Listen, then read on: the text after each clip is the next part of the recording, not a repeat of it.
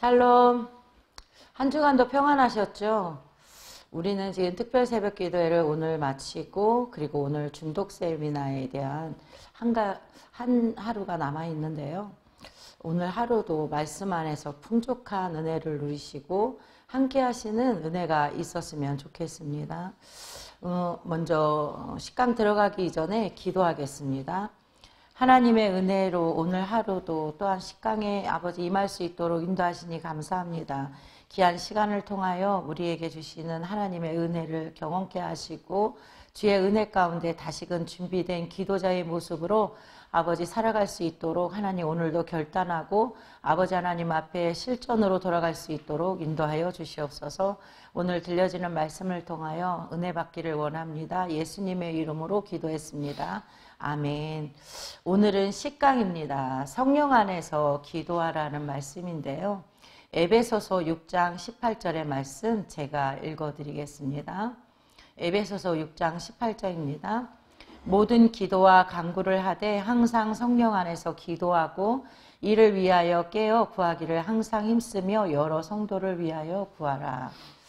아멘. 하나님께서는 모든 자녀에게 생명이 되도록 성령을 주셨습니다. 우리 안에 성령께서 거하시되 별개의 존재로 거하시는 것이 아니라 생명으로 거하신다는 것입니다. 성령은 생명이 유지되고 힘을 얻는 능력이며 에너지입니다. 성령께서는 모든 일을 행하실 수 있고 또 행하실 것입니다. 성령을 알지 못하거나 성령께 순종하지 않는다면 복되신 성령께서 일하실 수 없습니다. 성령의 인도하심에 순종할 때 비로소 성령께서 하나님이 기뻐하시는 모든 일을 행하실 것입니다. 성령은 은총과 그리고 간구의 영인 것입니다. 기도란 성령으로 호흡하는 것입니다. 기도를 하는 것은 이미 성령이 역사하신 현상이고 나타남입니다. 기도는 성령이 일하고 계심을 보여주는 표시이기도 하지요. 기도하는 사람은 반드시 성령의 인도하심을 간구해야 합니다. 성령의 충만하신 가운데 머물러야 합니다. 기도의 실패는 성령이 소멸할 때입니다. 우린 기도한다고 하면서 때로는 내 고집, 내 자아, 그리고 내 뜻이 너무 강하죠. 성령께서 우리와 함께 하시고 성령 앞에 우리가 일들을 맡긴다고 한다면 우리는 내 뜻이 아닌 주님의 뜻으로 구하고 간구할 수 있습니다. 어떤 일을 함에 있어서도 우리는 내 뜻이 아닌 하나님의 뜻을 구해야 하는데 때로는 우리의 산적해진 문제들, 여러 가지 고난과 어려움을 통해서 우리의 일어난 일들을 바라보면서 이건 난 못해, 이건 할 수가 없어, 이거는 하나님께서도 이해해 주실 거야. 그리고 사람들도 하면서 자기를 합리화하죠. 합리화를 한다는 건 이미 성령께서 나와 함께 하시지 않는다는 거예요.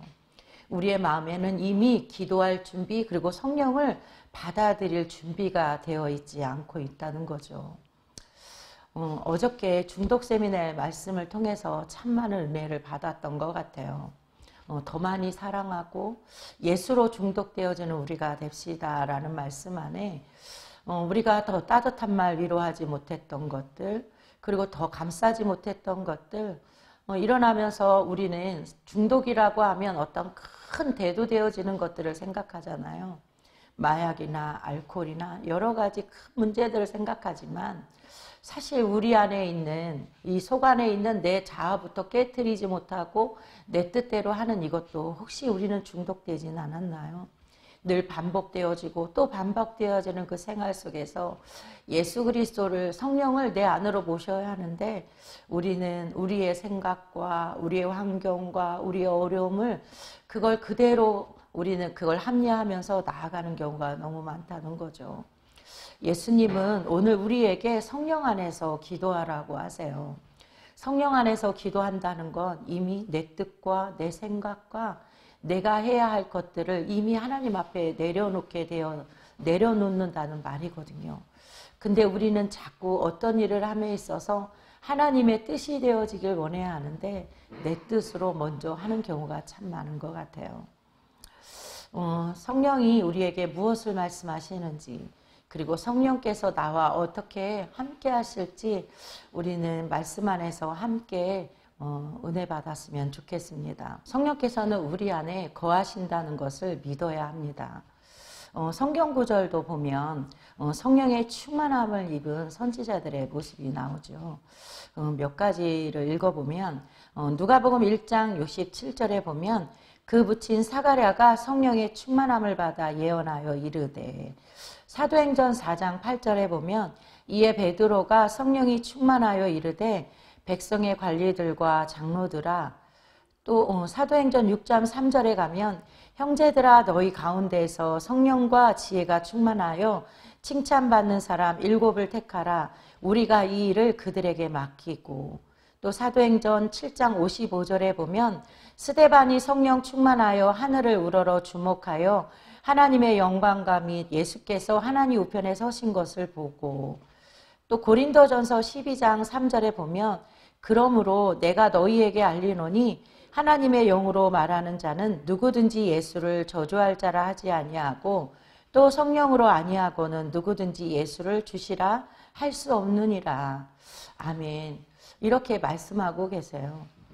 복음의 비밀을 알고 구원을 받는 것은 성령께서 알게 하여 주셨기 때문입니다. 성령이 이미 내주하신다는 사실을 믿는 사람은 어떤 기도 제목을 가지고 기도하더라도 이미 그 기도가 가장 선하게 응답될 것을 믿음으로 받아들입니다. 우리는 성령께서 우리 안에 거하신다는 것을 믿어야 합니다. 그렇기 때문에 우리는 내 뜻을 버릴 수 있지요. 내 고집도, 그리고 내가 생각하는 자녀의 모습이 아니라 내가 바라보는 내 남편과 내 가정의 모습이 아니고 내가 가리키는, 그리고 내가 나에게 맡겨주신 영혼들을 위해서 우리의 틀에 박혀 그들을 판단하고 그들에게 그렇게 판단하고 그것들을 통해서 내 고집을 앞세울 때가 있죠. 내 생각이 더 강해지죠. 그런데 하나님은 오늘 성령이 내 안에 계시면 우리는 어떻게 할까요? 사랑도 할 수 있고, 그리고 우리는 겸손할 수도 있고, 성령의 9가지 열매처럼 우리가 맺을 수 있는 것이지요. 그리고 우리는 성령을 근심하지 않게 해야 합니다. 하나님의 성령을 근심하게 하지 말라. 그 안에서 너희가 구원의 날까지 인치심을 받았느니라. 에베소서 4장 30절에 보면 그렇게 말씀하세요. 내주하시는 성령을 슬프게 하면 그리스도와 연합을 이룰 수 없습니다. 성령을 근심하게 하면 기도는 무력해지죠. 성령을 근심하게 하면 기도가 무력해지는 이유가 2가지가 있어요. 첫째는 성령이 역사하지 않기 때문입니다. 성령이 근심하면 성령이 점점 소멸하게 됩니다. 사용하지 않는 우물이 말라가듯이 성령이 근심하면 성령의 능력이 사라지게 되지요. 둘째는 기도자가 영적인 침체를 겪기 때문입니다. 그리스도인이 성령을 근심하게 되면 먼저 그리스도의 영혼도 침체에 빠지게 됩니다. 영적인 침체에 빠지면 기도의 영권을 빼앗기게 되지요. 스스로 성령을 피하게 됩니다. 아담과 하와가 하나님을 근심케 하고 숨었던 것을 생각하면 잘 이해할 수 있습니다. 예전에 제가 성도로 있을 때 처음에 제가 있었던 교회에 그때 처음으로 제가 구역장이라는 걸 맡게 됐어요. 그때에 저보다도 믿음도 좋고 저보다도 훨씬 믿음 신앙의 연조도 있었던 집사님이 저희 교회로 이사 오면서 등록하게 되어서 제가 처음으로 그분을 맡게 됐어요. 그래서 너무 떨리기도 했고요. 처음 구역장이기 때문에 어떻게 이분을 이끌어갈 수 있을까? 어떻게 이분과 함께 이 사역들을 할 수 있을까? 참 많은 고민도 하고 두려움도 있었고 참 많이 그 구역 예배를 드리기 전까지는 많은 번민이 있었던 것 같아요. 그럴 때 저에게 걱정하는 저에게 목사님이 그런 말씀 하셨어요. 기도하자. 기도하지 아니하고는 이 일들을 감당할 수도 없고 그 두려움도 기도하다 보면 하나님이 두려움이 변하게 되어질 거야. 잘 감당할 수 있을 거야. 그 환경도 열어줄 거야. 그렇게 말씀을 하셨죠.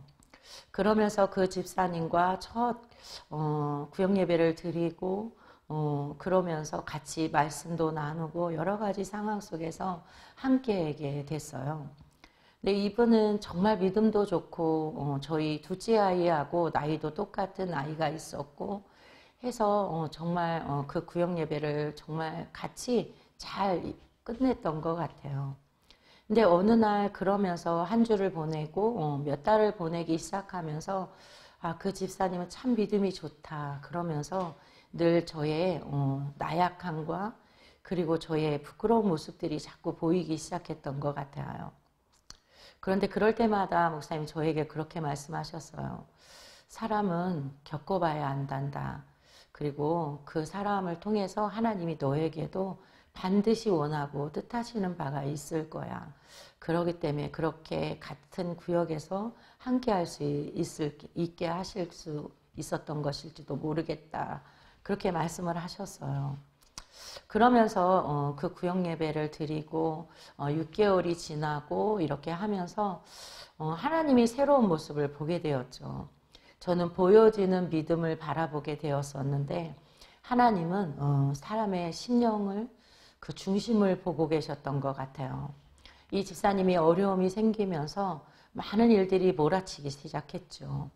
고난은 한 가지만 오면 얼마나 좋겠어요. 근데 이 고난을 뛰어넘으면 또 다른 고난이 오고 고난은 몰아쳐서 오는 것 같아요. 근데 전화도 안 받고 연락도 안 되고 집에를 가서 문을 두드려도 전혀 연락이 안 되는 거예요. 그러면서 하루를 보내고 이틀을 보내고 또 찾아가서 또 두드리고 또 전화를 하고 그런데도 연락이 되지 않은데 어느 날 그 남편이 집에서 나오시는 거예요. 그래서 잠깐만요 하면서 제가 그 집에 들어가서 잠깐 엄마 있냐고 물어보고 들어갔더니 그냥 집에 계시는 거예요. 그리고 아무도 만나기 싫어서 커튼도 다 치우고 사람이 없는 것처럼 그렇게 하고 집에서 계셨더라고요. 근데 그 고난 속에서 찬양과 말씀과 기도 가운데 있어야 할 그 집사님이 언제나 저에게 그렇게 말씀하셨던 그분이 본인 스스로가 가요를 틀고 정말 심령의 바닥부터 시작해서 아무것도 할 수 없는 무기력증까지 가게 되었던 모습을 보게 되었거든요. 그러면서 그 집사님에게 가요를 꺼달라고 부탁을 하고 그리고 나서 이런저런 얘기를 하면서 교회에 가서 같이 기도할까요? 하면서 같이 모시고 교회에 가게 되었어요. 그러면서 거기서 기도하고 그 집사님은 기도가 전혀 안 나온다고 찬양도 할 수 없다 하시는 그 집사님을 목사님 안수기도 하시고 그리고 나서 같이 기도하게 되었죠. 그러면서 점점 그 집사님의 얼굴과 말투와 그 행함이 변하는 걸 이렇게 보게 되었어요. 처음에는 왜 왔냐, 뭐 때문에 나를 찾았냐, 그렇게 저한테 원망과 불평이 많았던 그 집사님의 목소리가 점점 미안하고 고맙습니다라는 말투로 변하게 되었던 거죠. 성령께서 우리 안에 계시면 우리는 그와 같이 변할 수가 있는 것 같습니다. 성령을 근심하지 않게 해야 한다고 말했는데요. 내주하시는 성령을 슬프게 하면 그리스도와 연합을 우리가 이룰 수가 없지요. 성령을 근심하게 되면 기도는 무력해지는 것입니다. 그리고 우리는 성령 충만을 받아야 합니다. 오직 성령이 너희에게 임하시면 너희가 권능을 받고 예루살렘과 온 유대와 사마리아와 땅끝까지 이르러 내 증인이 되리라 하시니라. 사도행전 1장 8절의 말씀이죠. 또 오직 성령으로 충만함을 받으라. 에베소서 5장 18절에 이렇게 말씀하고 계세요. 건강한 기도 생활은 오직 성령 충만해야만 가능한 것 같습니다. 성령 충만은 성령에 전적으로 순종하고 그리고 성령님께 붙들리고 성령의 통제를 받는 것을 말합니다. 기도에 실패하는 것은 성령께서 생명이 되심을 우리 받아들이지 않았기 때문입니다. 성령이 충만하다는 것은 전적으로 주님께 내어드리는 것을 말합니다. 먼저 본성을 비워야만 성령의 충만을 입을 수 있습니다. 빈 그릇을 준비해야 기름을 채울 수 있는 것처럼요. 그릇을 빌려서라도 빈 그릇을 준비하듯이 나의 의지가 부족하면 남의 의지를 빌려서라도 자신의 본성을 내려놓아야 합니다. 에베소서 2장 18절에 이렇게 말씀하고 계세요. 이는 그로 말미암아 우리 둘이 한 성령 안에서 아버지께 나아감을 얻게 하려 함심이라 말씀하고 계세요. 이방인이나 유대인이나 모두가 하나님 앞으로 나아갈 수 있는 것은 오직 성령으로 말미암다는 말입니다. 원래 하나님 앞에는 유대인만 나아갈 수 있었습니다. 그런데 이방인들에게도 나아갈 수 있는 것은 오직 성령의 역사입니다. 이방인이 하나님 앞에 나아가는 그 불가능함을 오직 성령으로 해결하신 것입니다. 성도의 기도는 오직 성령의 충만함으로 승리할 수 있습니다. 성령의 권능이 임하는 기도가 있습니다. 사무엘상 19장 18절로 24절의 말씀인데요. 다윗이 도피하여 라마로 가서 사무엘에게로 나아가서 사울이 자기에게 행한 일을 다 전하였고 다윗과 사무엘이 나요스로 가서 살았더라. 어떤 사람이 사울에게 전하여 이르되 다윗이 라마 나요스에 있더이다 하매 사울이 다윗을 잡으러 전령들을 보냈더니 그들이 선지자 무리가 예언하는 것과 사무엘이 그들의 수령으로 선 것을 볼 때에 하나님의 영이 사울의 전령들에게 임하매 그들도 예언을 한지라. 어떤 사람이 그것을 사울에게 알림해 사울이 다른 전령들을 보냈더니 그들도 예언을 했으므로 사울이 세 번째 다시 전령들을 보냈더니 그들도 예언을 한지라. 이에 사울도 라마로 가서 세구에 있는 큰 우물에 도착하여 물어 이르되 사무엘과 다윗이 어디 있느냐. 어떤 사람이 이르되 라마 라요스에 있나이다. 사울이 라마 라요스로 가니라. 하나님의 영이 그에게도 임하시니 그가 라마 나요스에 이르기까지 걸어가며 예언을 하였으며 그가 또 그의 옷을 벗고 사무엘 앞에서 예언을 하며 하루 밤낮을 벗은 몸으로 누웠더라. 그러므로 속담에 이르기를 사울도 선지자 중에 있느냐 아니라. 아멘. 그리스도인은 성령에 충만해야 합니다. 저희가 굉장히 어려운 시절을 겪었을 때에 저희 엄마는 저희 애기 아빠가 너무 미우셨나 봐요. 딸을 고생시키는 고생하는 딸도 미웠지만 똑똑하다고 생각했던 그 딸이 미련 곰탱이처럼 산다고 늘 생각하셔서 정말 저도 미우셨나 봐요. 그러면서 저희 두 아이도 굉장히 미워하셨던, 그리고 그 아이들을 위해서 기도해 주는 것이 아니라 오히려 폭언과 많은 것들을 하시었어요. 그러면서 참 많이 울기도 했고 그러면서 동생들에게도 그 여파가 같이 임하면서 같이 이렇게 흘러가더라고요. 그러면서 저희 두 아이에게 저희에게도 말할 수 없는 그런 고통스러운 말들을 참 많이 했던 것 같아요. 애기 아빠가 어려운 시절에 저희와 연락이 끊기고 저희들끼리 이렇게 셋이 살게 되면서 저희 엄마는 더 심해지기 시작하셨어요. 새벽에 가셔도 기도했다고 하시는데도 여전히 그 모습과 그 행동은 변하지가 않으셨고 늘 저희에게는 늘 함부로 말씀을 참 많이 하셨던 것 같아요. 그러면서 참 많이 울기도 했어요. 저에게 하는 건 참 좋은데 그건 제가 선택했기 때문에 제가 했던 건 참 많이 제가 스스로는 견딜 수 있겠는데 저희 아이들에게 하는 그 행동에 대해서는 정말 너무 힘들고 어려운 그때였던 것 같아요. 그러면서 하나님 앞에 참 많이 기도하고 또 기도했던 것 같아요. 하나님, 정말 이런 환경 속에서도 우리 아이들이 밝게 자랐으면 좋겠습니다. 하나님, 이 환경 속에서도 우리 아이들이 정말 믿음으로 신앙으로 예쁘게 자랐으면 좋겠습니다. 누구도 원망하지 않고 그냥 사랑하고 사랑을 받는 아이들이 되었으면 좋겠습니다. 그리고 하나님, 제가 엄마를 그리고 제 동생들을 원망하고 저들과 싸우지 않도록 하나님 붙들어 주세요. 그렇게 기도하고 또 기도하고 정말 많이 울며 기도하고 또 기도했던 것 같아요. 그러면서 하루가 지나고 새벽을 깨워 기도하고 그럼에도 불구하고 여전한 내 모습과 여전한 가족들의 모습 속에 정말 너무 많이 힘들었던 것 같아요. 하루하루가 정말 지옥 같았던 것 같아요. 그러면서 여전한 시댁의 냉혹감도 냉대도 여전히 있었고요. 어찌할 수 없는 그 상황으로 하나님은 코너로 몰아가셔서 옆에를 돌아볼 수도 없는 상황, 정말 오직 예수님, 오직 주님만 바라볼 수 있는 그 환경만 열어주셨던 것 같아요. 그러면서 정말 견딜 수 없는 그 고통 속에서, 그 힘듦 속에서 그럼에도 아이들과 셋이서 정말 그 방 안에서 기도하고 교회 가서 기도하고 또 가정에서 예배드리고 찬양하고 같이 껴안고 울기도 하고 그렇게 위로하며 서로 위로하며 살았던 것 같아요. 그러면서 담임 목사님은 정말 많이 우시기도 하셨고요.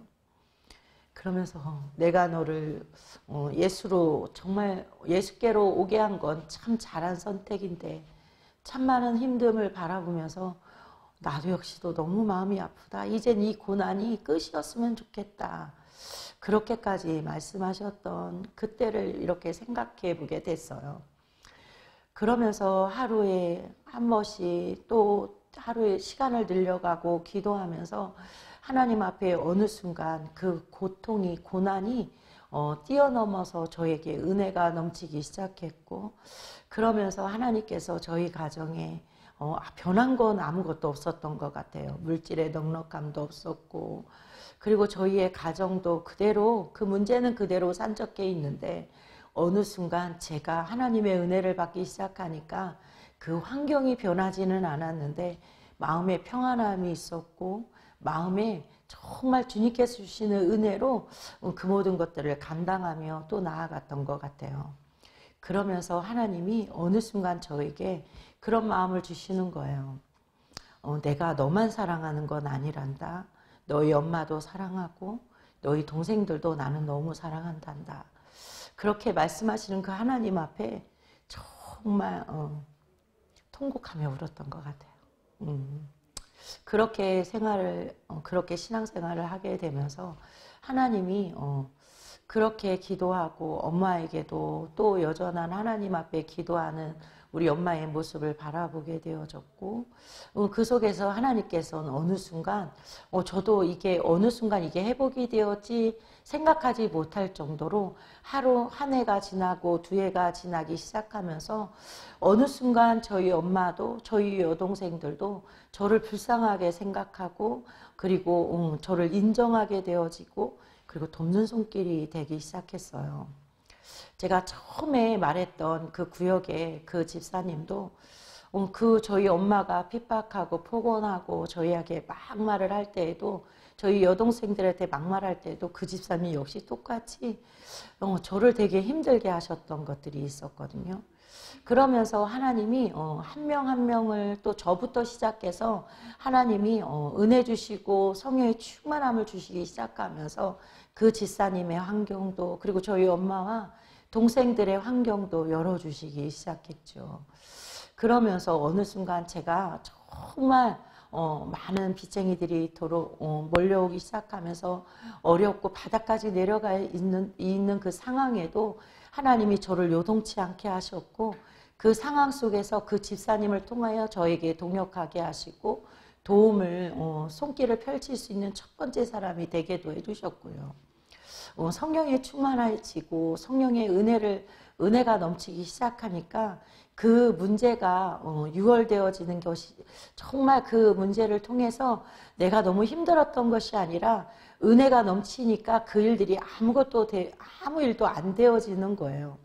그것이 어찌 보면 저에게는 은혜가 아니었을까라는 생각이 들고 그것이 우리 모두에게는 성령이 우리에게 충만함을 입었을 때 하나님이 우리에게 주시는 은혜가 아닐까라는 생각이 들어요.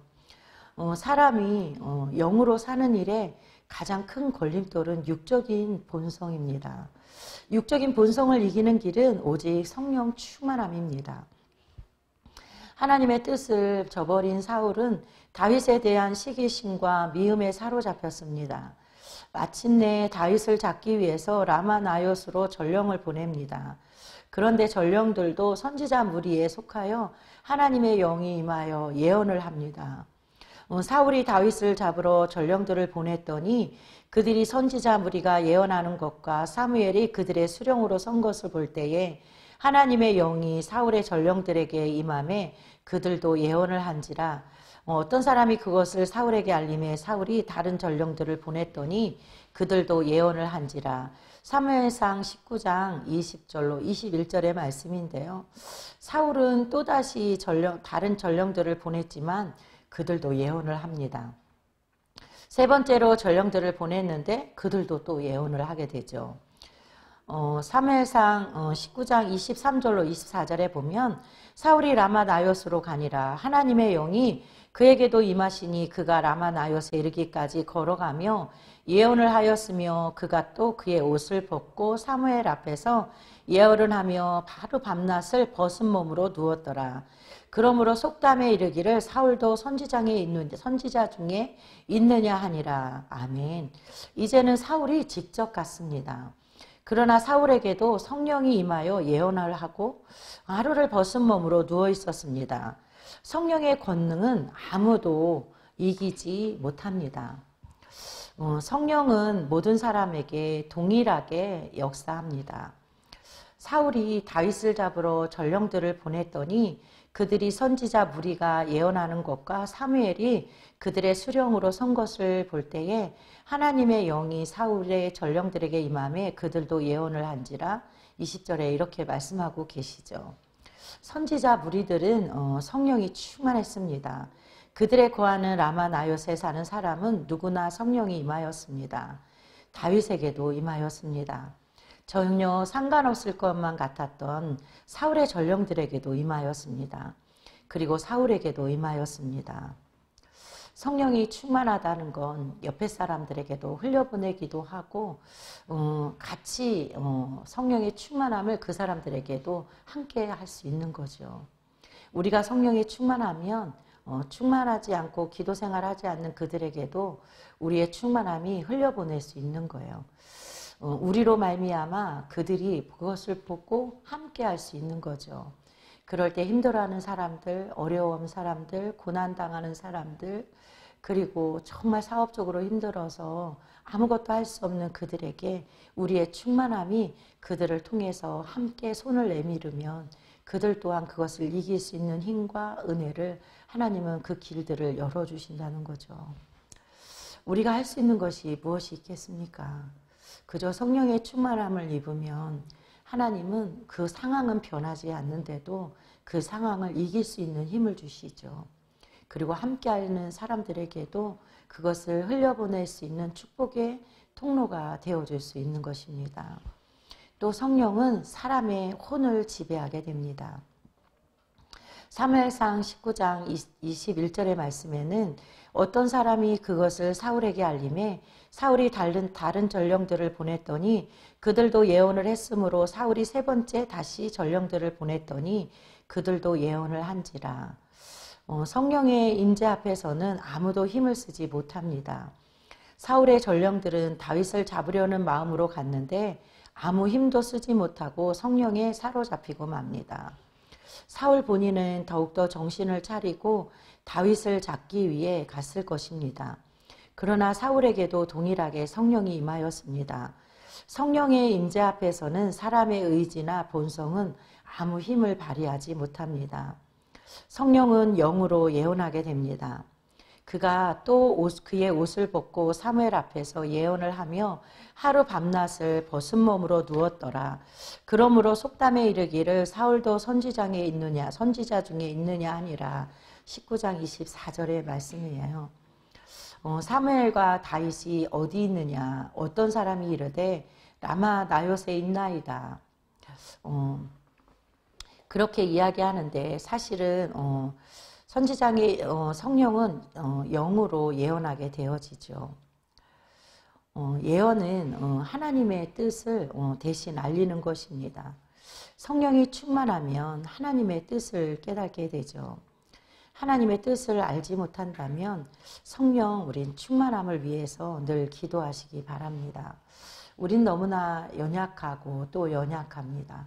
그래서 어떤 일이 생기면 늘 넘어지고 또 넘어지고 그 상황 속에서 우리는 버틸 수 있을까, 이것을 어떻게 헤쳐나갈까라는 생각을 참 많이 하게 되어지죠.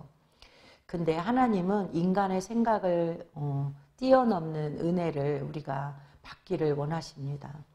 하나님의 생각은 우리가 감지할 수 없는 거죠. 우리는 하나님 앞에 이 문제만 해결해 주세요. 이것만 하나님 물러가게 해주세요. 이런 물질로만 하나님 어렵게 하지, 이 문제에 물질의 충만함을 우리 하나님 이걸 채워주셨으면 좋겠어요. 우리는 기도하며 그렇게 나아가거든요. 근데 하나님은 우리가 생각할 수 없는 것들을 우리에게 부어주시기를 원하세요. 우리는 그것을 통해서 성령의 충만함을 입어야 하는 거죠. 하나님은 우리를 통해서 요한서에 보면 그런 말씀을 하세요. 먼저 사랑하는 자여 내 영혼이 잘된 같이 범사가 잘되고 강건하기를 내가 간구하노라, 그렇게 말씀하세요. 하나님은 우리에게 먼저 영혼의 잘됨을 하나님은 우리에게 강조하시죠. 영혼이 잘될 때 범사도 잘되는 거예요. 우리는 어느 순간 내 생각과 내 의지와 내 고집, 내 뜻대로 하는 게 참 많거든요. 근데 성령의 충만함을 입으면, 그리고 성령으로 우리가 은혜를 받게 되어지면 하나님은 일단 내 생각을 버리게 하시고 내 안에 있는 내 고집과 내 자아들을 먼저 하나님의 충만함으로 하나님께서 그것을 하나하나 내려놓게 하시죠. 우리의 연약함을 통하여 하나님은 그것을 강함이 되게 하세요. 그렇기 때문에 우리가 당하는 지금의 어려움, 지금의 상황, 그리고 기도하지 못하는 이 속에서 하나님은 우리에게 충만함을 입고 기도하라고 말씀하세요. 하나님의 인도하심을 받는 게 뭘까요? 하나님 앞에 순종하는 것이 뭘까요? 그것은 하나님 앞에 기도하는 것이 아닐까요? 그리고 그 하나님으로 말미암아 우리가 충만함을 입을 때 그 하나님은 인간의 연약함, 우리의 상황, 우리의 어려움, 이 모든 것을 뛰어넘는 하나님의 은혜가 임한다는 거죠. 어떤 지키는 기도라는 그 책을 읽게 되었는데요. 거기에 보면 날마다 하나님 앞에 충만함을 입고 그 충만함 속에 하나님의 계획하심 따라 늘 열심히 주님 앞에 순종했던 그 목사님이요. 어떤 순간순간마다 하나님 앞에 늘 구하며 간구했던 그 목사님이 어느 순간 목회가 조금씩 성도들이 늘어나게 되어지고 그 속에서 하나님 예배보다는 점점점 양육 프로그램 많은 것들을 하게 되어지면서 목사님이 기도 생활을 조금씩 놓치기 시작했다고 하십니다. 그런데 그 속에서 하나님께서 기도하게끔 자꾸 환경을 만들어 가시더라는 거예요. 그러면서 자꾸 내가 무엇을 어떻게 해야 할지를 근데 그렇게 하나님이 몰아가시더래요. 그러면서 이 목사님께서 기도하지 않고 어떤 일을 하게 되어지고 자꾸 기도가 점점 줄어들게 되면서 그 사역의 열매가 없으셨다고 합니다. 그러면서 해외 선교를 가게 되어졌는데요. 아시는 분이 계셔서 그곳에 가게 되어졌는데 마침 잘 됐다. 그래, 내가 기도도 하지 않고 점점 어떤 일을 하면서 나의 육체는 피폐해지고 점점 쇠약해져가는 그 모습 안에서 목사님이 이번 기회를 통해서 심도 있고 그렇게 하면서 하나님과 만나야 되겠다라는 생각으로 온 가족이 가게 되었다고 합니다. 그러면서 바닷가를 거닐게 되었고 그 속에서 하나님께서 정말 목사님의 순간순간마다 목사님이 기도하지 않고 어떤 사역했던 부분들을 자꾸 보여주시더라는 거예요. 그러면서 그 바닷가의 휴양지에서 정말 미친 듯이 기도했대요. 그러면서 하나님 저를 용서해 주세요. 제가 정말 어떤 사역하면서 충만함으로 기도하지 못했던 저의 모습을 용서해 주세요.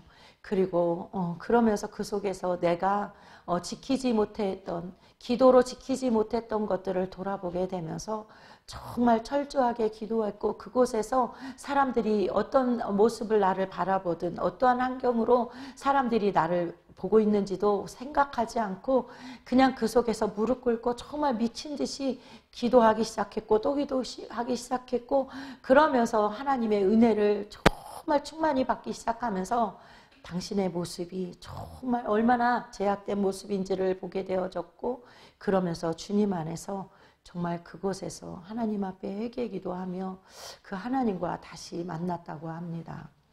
성령의 충만함은 늘 쭉 이어지는 것 같지는 않아요. 매일매일에 우리가 기도를 하지 않으면 성령의 충만함을 받을 수가 없어요. 우리는 어떤 유명한 목사님도, 그리고 우리 어떤 믿음에 있는 사람들조차도 우리가 자칫하면 기도 생활하지 아니하면 넘어지기 쉽기 때문에 우리는 매일매일에 성령의 충만한 기도를 할 수밖에 없는 거죠. 사역을 함에 있어서, 작은 일 함에 있어서도 우리는 어떻게 해야 할까요? 기도해야 합니다. 그리고 연약함을 이기고 내가 기도하지 못했던 것들을 우린 돌아보며, 그리고 주님 앞에 내가 지켜야 할 것들을 위해서 다시 하나님의 인도하심에 순종하는 그 모습에 우리는 할 수 있는 그 길이 바로 성령 충만함의 기도 생활인 것입니다.